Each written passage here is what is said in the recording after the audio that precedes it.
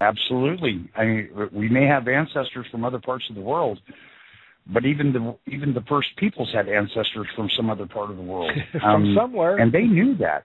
Yeah, and they knew that as well. But see, it wasn't the same mindset. And the thing that you were just talking about, that you felt that you wanted to be more Native American. You wanted to. That's because of the teachings and the lies that are put upon people through their life now, with the oppressive, fear-based mindset of that you're not enough and that you have to go out and learn things because you're not enough. That was the first thing that I learned in stepping into these teachings. Was it's all your intent. It doesn't matter if you know the words. It doesn't matter if you know the ways. If your intent is to be that, then you are that.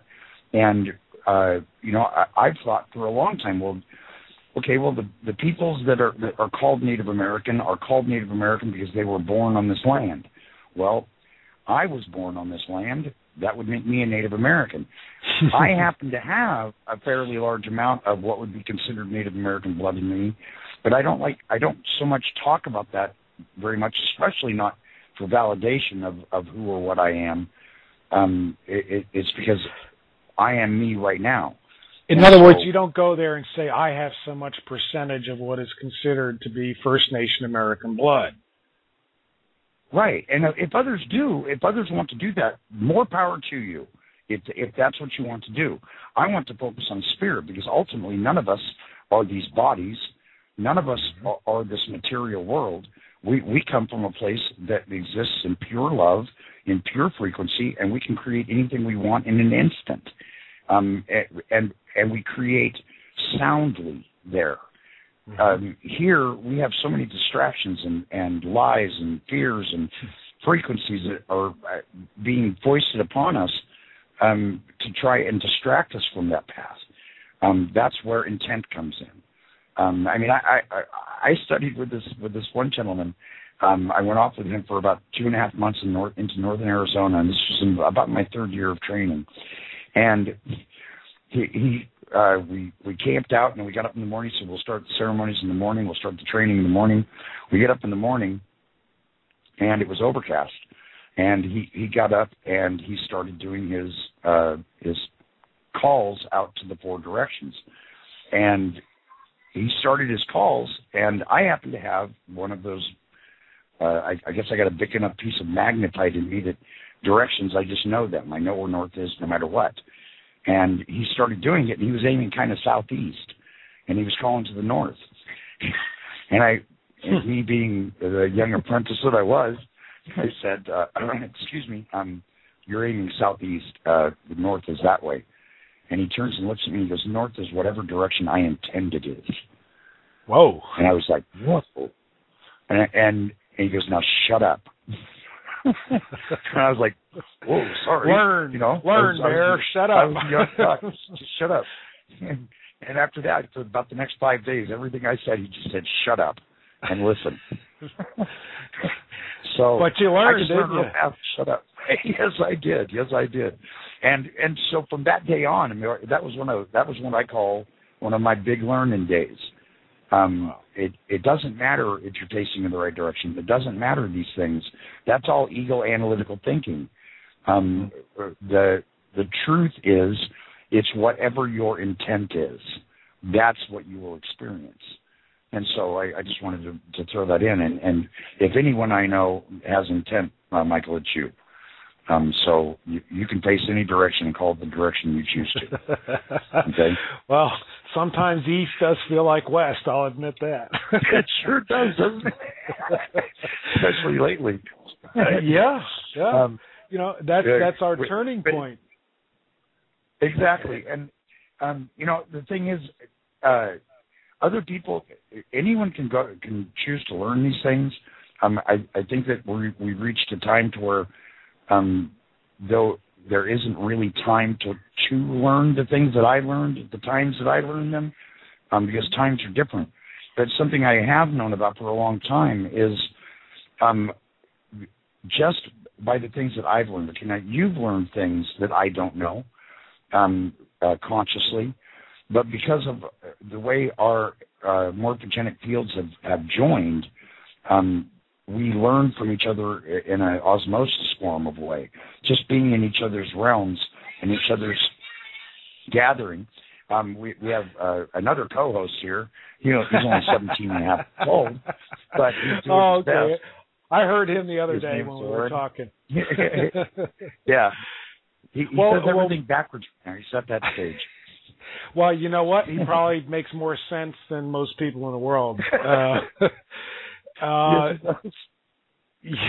Well, Bear, I'm not trying to take over your show. I just consider myself a co-host, and I want you to get familiar with all this technical stuff we're doing. But I'm telling you what, you just blew me away for the first 55 minutes here, because I just heard things that you have never told me, but I knew it in my spirit.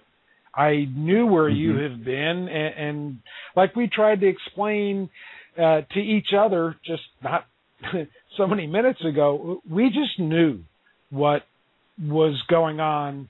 Not that, oh, gee, I see into you and you see into me. No, we just knew we were part of the same realm, and we just understood it. We didn't have to explain it to each other.